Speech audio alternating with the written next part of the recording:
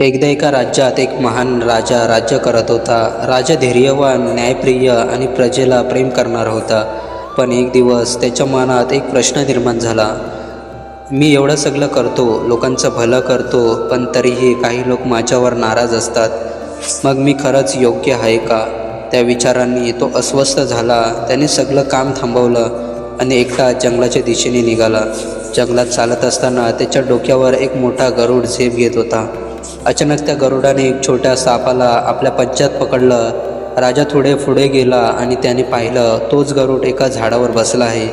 राजाने विचारलं, गरुडा, तू एवढा उंच उडू शकतोस, तो स्वातंत्र्याचं प्रतीक आहेस, मग एवढा निर्दयी का झालास? हा छोटा साप का मारलास? गरुड म्हणाला, राजा, मी निर्दयी नाही, हा माझा धर्म आहे. माझं अस्तित्व, माझं जीवन ते माझ्या कर्मावर अवलंबून आहे. राजा थोडा विचारात पडला. त्याला वाटलं, कर्म म्हणजे काय? त्या रात्री राजा एका गुहेत बसला आणि स्वतःशी बोलू लागला, मी इतकं केलं, पण माझ्या प्रयत्नांचं फल मला नाही मिळत.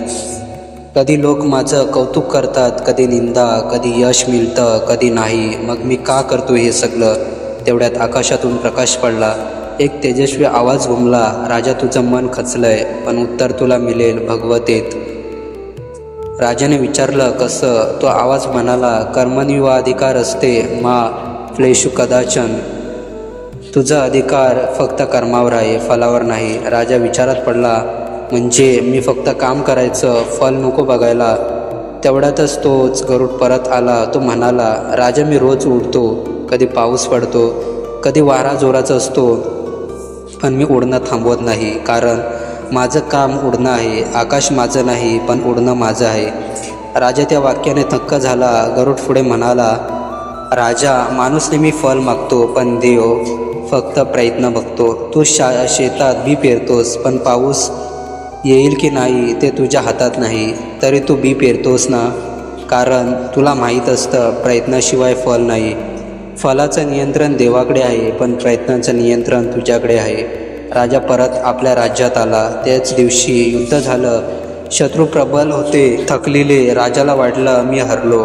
पण मग त्याच्या कानात आवाज घुमला, कर्मणीवाधिकार असते.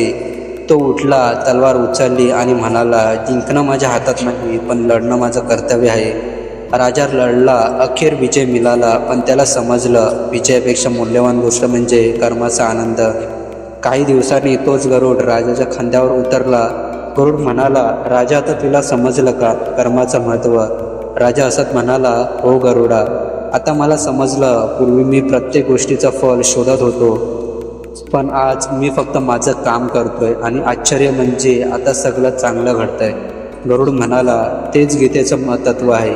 जेव्हा माणूस परिणामावर नाही तर प्रयत्नांवर विश्वास ठेवतो, तेव्हा तो भीतीपासून मुक्त होतो. राजा म्हणाला, गरुडा, तू मला आज खरं स्वातंत्र्य शिकवलंस.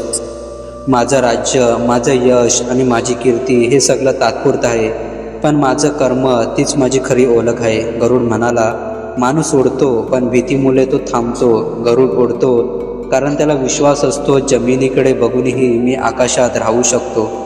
त्या रात्री राजाला स्वप्न पडलं. स्वप्नात श्रीकृष्ण प्रकट झाले. ते म्हणाले, राजा, माणूस जेव्हा फलावर नियंत्रण मिळवायचा प्रयत्न करतो, तेव्हा त्याचं मन अशांत होतं, पण जेव्हा तो फक्त कर्म करतो, तेव्हा देव स्वतः त्याच्या मागे उभा राहतो.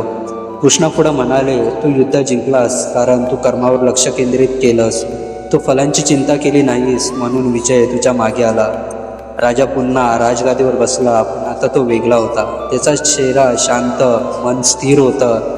त्याने स्वतःशीच म्हटलं, गरुडाने मला शिकवलं, फल मागायचं नाही, प्रयत्न सोडायचे नाहीत. तो रोज सकाळी राजवाड्याच्या टोकावर आकाशात बघायचा. गरुड उडताना दिसला की तो हसत म्हणायचा, उडत राहा, कारण कर्म हेच खरे स्वातंत्र्य आहे. कर्मणेवाधिकार असते मा फलेषु कदाचन. तुझं कर्तव्य म्हणजे कर्म करणं आणि फल हे देवाचं क्षेत्र आहे. म्हणून मित्रा, तू जे काही करतोयस ते पूर्ण श्रद्धेने कर. अपयश आलं तरी थांबू नकोस, कारण तुझे प्रयत्न देव पाहतो आणि एक दिवस ते फल नक्की देतो. देव फल देतो, पण वेळ ठरवतो. तू फक्त प्रयत्न कर, मनापासून न थांबता. फल नाही, कर्मच, कारण आकाश गरुडाचं नसतं, पण उडणं मात्र त्याचं असतं.